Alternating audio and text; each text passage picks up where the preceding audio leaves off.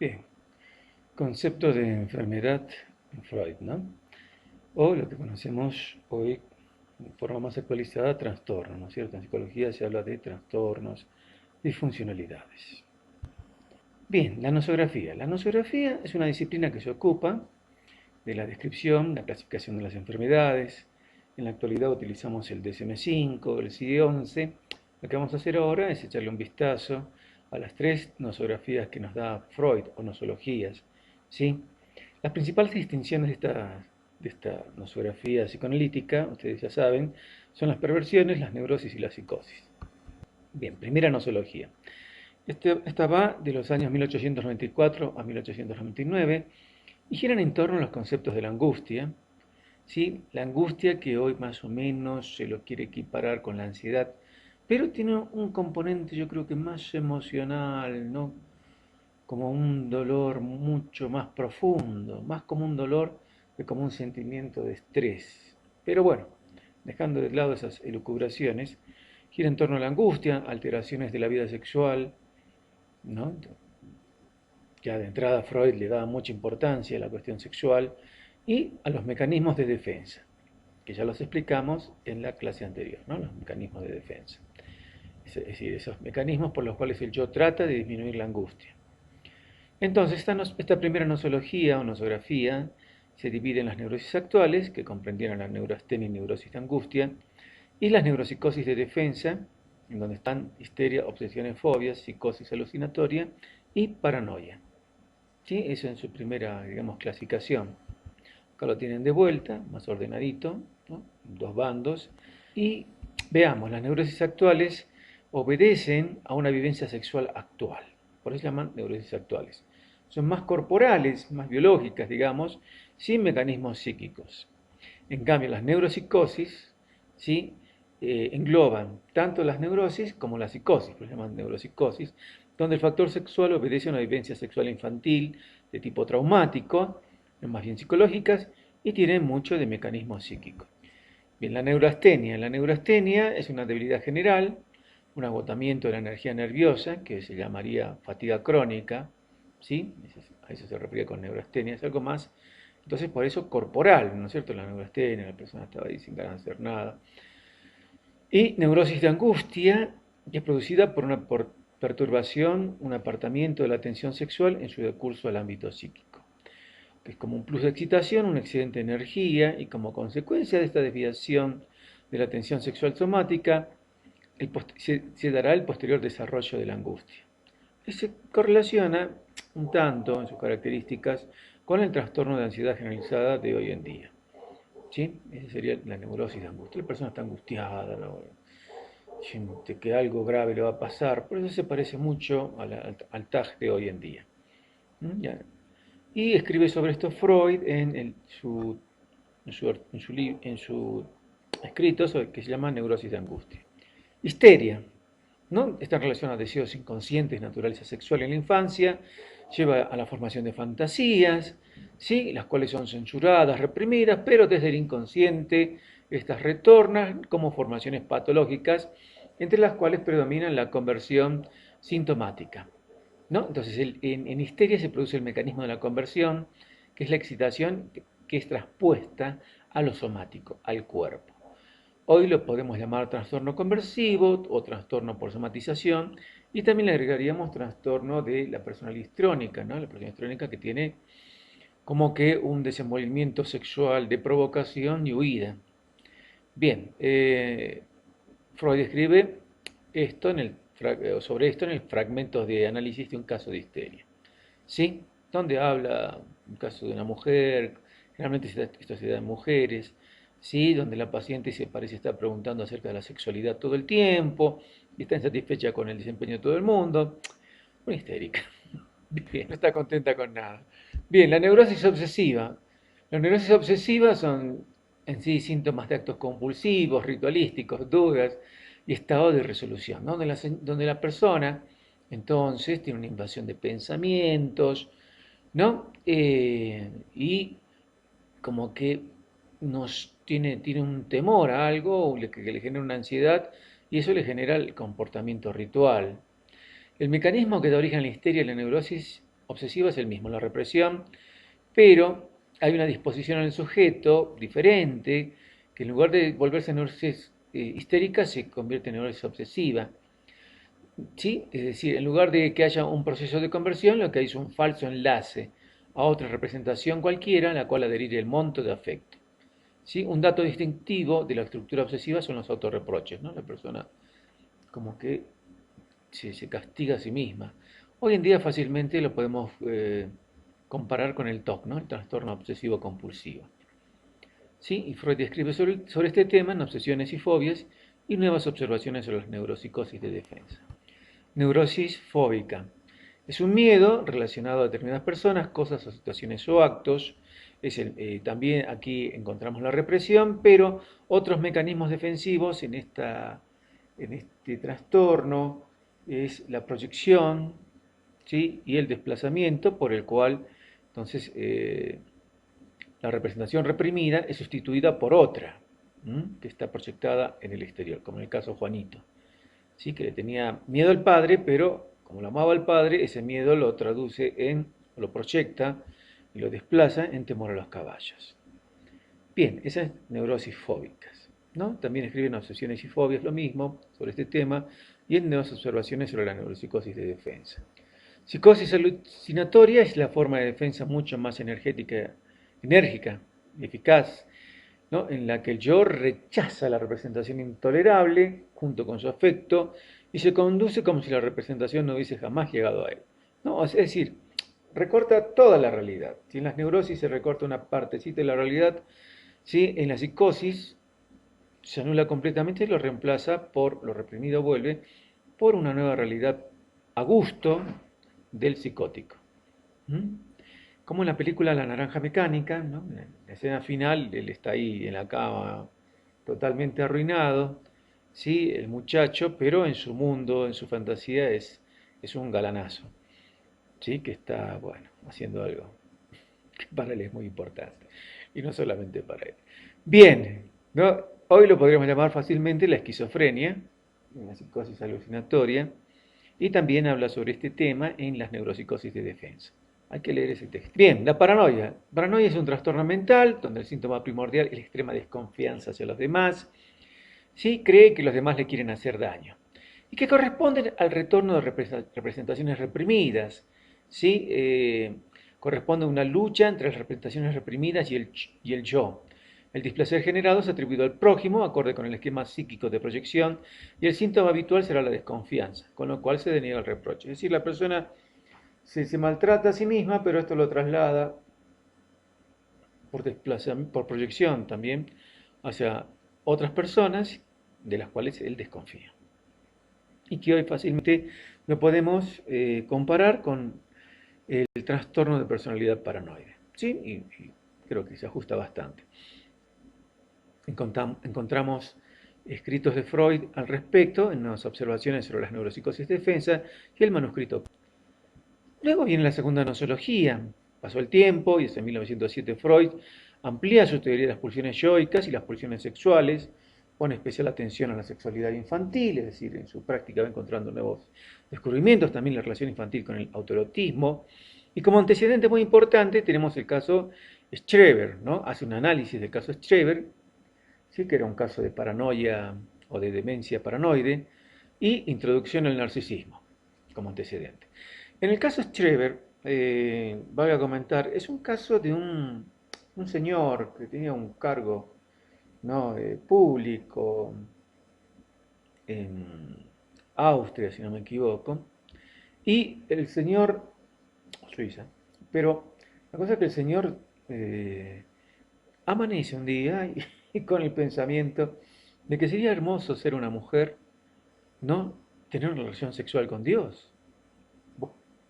Ese era el pensamiento que le invadía, ¿no? Pero que él a la vez lo sentía, y sentía cierto erotismo al pensar en esto. Y esto se empieza a desarrollar, ¿no? Con diferentes etapas y procesos en los cuales él tenía la alucinación, digamos, o el delirio de que iba a traer al mundo, iba a ser embarazado por Dios y que se iba transformando él con el paso de los días en mujer. Y que aparte de eso, que iba a traer al mundo un montón de estreberitos que iban a a reemplazar, ¿no?, a la humanidad con una humanidad mucho más pura, que iba a venir gracias a él, que se iba a transformar en mujer. Se miraba al espejo para ver si le crecía el abdomen, ¿sí?, en su fantasía. O a veces se quedaba mirando al sol, ¿no?, insultando, no me poseerás, ¿no?, como si hablara con Dios y renegando de la idea que tenía, pero finalmente pierde, ¿no es cierto?, la noción total de la realidad. Bien, y como otro antecedente, introducción al narcisismo, ¿sí?, donde habla de los procesos de regresión, sobre todo lo importante, a etapas superadas de la infancia en las cuales el niño se siente el rey del mundo, ¿no es cierto?, donde toda la libido está puesta en el yo, para después ser desplazada hacia los objetos, ¿no?, hacia el mundo exterior. Bien, esta es la segunda nosología freudiana, sí, donde ya es más parecida a lo que conocemos hoy en día, pero después hay una tercera, ¿no? Las neurosis actuales siguen siendo las mismas, se le une la hipocondría o le agrega la hipocondría, ¿no? El- el sentimiento de que uno va a tener cualquier rato una enfermedad o que ya la tiene.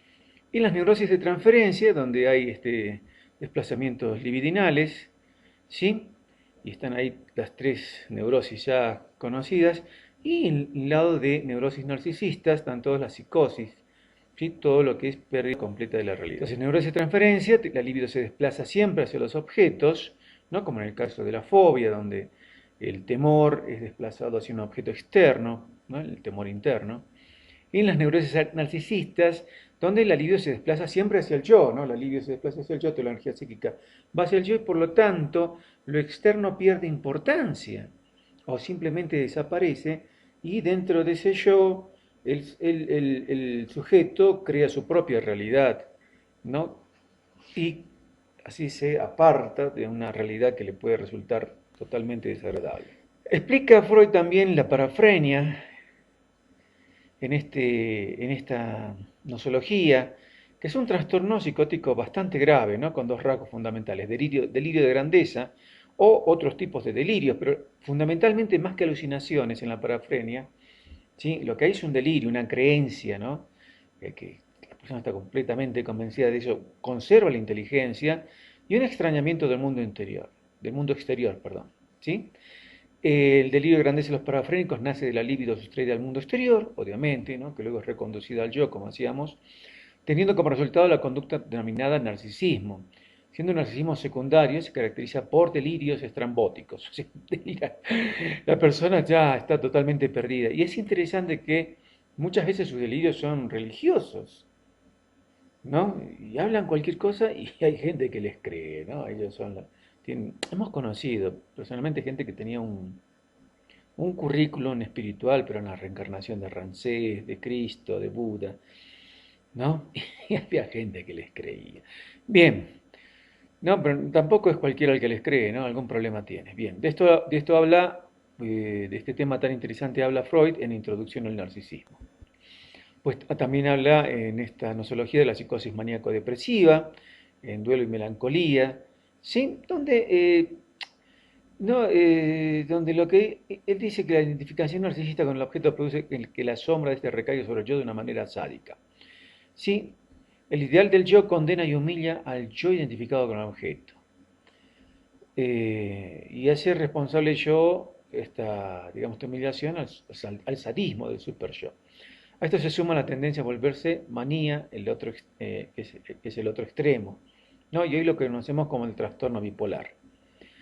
Esto está en Duelo y Melancolía, en Psicología de la Masa y Análisis del Yo, el Yo y el Ello, ¿no? Entonces, esa es la psicosis maníaco-depresiva. Y luego viene la tercera nosología, ¿no? Porque Freud era una persona que, a medida que iba progresando y teniendo pacientes y pacientes y pacientes, ¿no es cierto? Él iba como que mejorándose, podríamos decir, o ampliando o mejorando su teoría, ¿no? Lo cual nos habla bien de él, ¿no es cierto? Porque no se quedó con lo que está en el principio, ¿sí?, sino que le fue aumentando cosas y fue siempre con la idea de mejorar. Entonces se topó con otras dificultades en la clínica, entre ellas el apego de los sujetos a su síntoma, la compulsión a repetir situaciones displacenteras, ¿no?, como en el caso de las personas que siempre buscan a alguien que lo maltrate, los autorreproches de obsesivos y melancólicos, la reacción terapéutica negativa, o sea, la negación prácticamente a cambiar, mucha prevalencia de sentimientos de culpa y marcado papel de odio y masoquismo. Y todo esto él lo trata en el texto, ¿sí? Que es Más allá del principio de placer de 1920, muy importante texto freudiano, donde destaca la importancia de las pulsiones de muerte frente a las pulsiones de vida. Y con esta nueva teoría pulsional se plantea nueva nosotros. ¿Qué es esto? Neurosis actuales se mantiene, neurosis de transferencia se mantiene y neurosis narcisistas se divide en dos. Neurosis narcisistas, melancolía, la depresión, la psicosis maníaco-depresiva y en psicosis la paranoia, ¿sí? La esquizofrenia y la parafrenia. ¿Sí? Entonces, como que empieza ya aquí a hilar más fino, y esta es la última nosología de Freud que hasta el día de hoy muchos psicoanalistas, ¿sí? Utilizan este tipo, digamos, de lenguaje, ¿no? Obviamente, sin menoscabar, ¿no? El DSM-5 o el DSM o el C11, ¿no? Pero que por ahí se manejan más con este tipo, digamos, de clasificación. Esta tercera nosología está enlazada a la postulación de la segunda tópica, ¿no? En 1924, Freud retoma lo dicho en El yo y el ello, en 1923, y pronuncia que la neurosis es el resultado de un conflicto entre el yo y su ello. ¿Sí? Entre el yo y el ello, esa es la neurosis. Y que la psicosis es el resultado de un conflicto entre el yo y la realidad. ¿Sí? Y que la melancolía ilustraría el paradigma de las relaciones entre el yo y el superyo. ¿No? Cuando el conflicto es entre el yo y el superyo, lo que tenemos es la melancolía, ¿no? Un superyo castigador que dice, sos una basura, y el yo ahí se pone melancólico, podríamos decirlo, ¿no? Ilustrándolo. La pérdida de la realidad en la neurosis y la psicosis, ¿no? 1924, trata de que sí, hay pérdida, pero la diferencia es que en la neurosis la represión, digamos, constituye una separación de la realidad y el retorno al oprimido, un intento de establecer nuevamente los nexos con ella. Y que la represión lo que hace es recortar un pedacito de la realidad, por ejemplo, con la defensa de la negación, para no reconocer algo que está sucediendo en el aparato psíquico del sujeto. Y en la psicosis, el primer paso en la represión constituye una separación de la realidad, y cuando retorna al oprimido, es igual que en las neurosis, retorna, pero esta se transforma en la creación de una realidad nueva, en la psicosis. Es otra realidad la que se establece. En el año 1927 publica el texto El fetichismo, ¿no? Donde encuentra que el fetiche es el sustituto del falo de la mujer, en este caso de la madre, al cual el niño no ha querido renunciar. Es decir, es algo que viene de los tiempos del complejo de Edipo o de la infancia, ¿no? En donde es una explicación que por ahí requiere más tiempo, ¿sí? Pero que en resumidas cuentas nos dice Freud, ello es explicado porque el niño rehúsa al enterarse del hecho percibido que la mujer no tiene pene. Entonces, como no puede dar crédito a esto, porque si la mujer se encuentra castrada, la posición propia del pene corre peligro. Y entonces, para subsanar ese peligro, entonces va al mecanismo que es la desmentida, ¿no? La desmentida. Y que esto hace que se aleje un tanto de la realidad, en cierta forma, en el caso del fetichismo, y el falo de la mujer es reemplazado por otro objeto erótico, ¿no? Que puede ser una prenda femenina, un zapato de mujer, etcétera, etcétera. ¿No? Ese es por eso, así explica él el fetichismo, ¿no? El fetichismo que hasta el día de hoy existe, hay fetichistas y muchos por ahí que andan robando ropa de mujeres, ¿no? Entonces, que no todos los hombres lo hacen, por favor, aclaremos eso, ¿sí? Sino que hay algunos que se especializan en esas cosas, de andar robando objetos, ¿m? Generalmente relacionados con la feminidad, y que eso es lo que le produce excitación, ¿entienden? El objeto en sí. Entonces Freud dice, no, lo que pasa es que acá esto lo hace para quitarse el miedo del complejo de castración, y a la vez porque está reemplazando algo un objeto erótico que sería en el fondo la madre. Bien.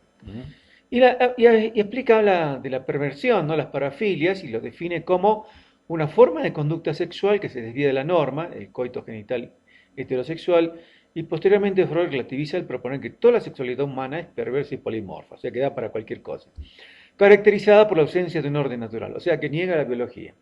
¿Sí? Entonces, consistiría en cosas con personas que, por ejemplo, la perversión, que serían las parafilias, ¿sí? Por ejemplo, habla el goce con personas que no consienten el acto sexual, como la pedofilia y la necrofilia, la zoofilia o bestialismo, la necesidad de dominar o someterse, sadismo y masoquismo, que es pulsión sexual combinada con pulsión de muerte, ¿no? Con una pulsión destructiva.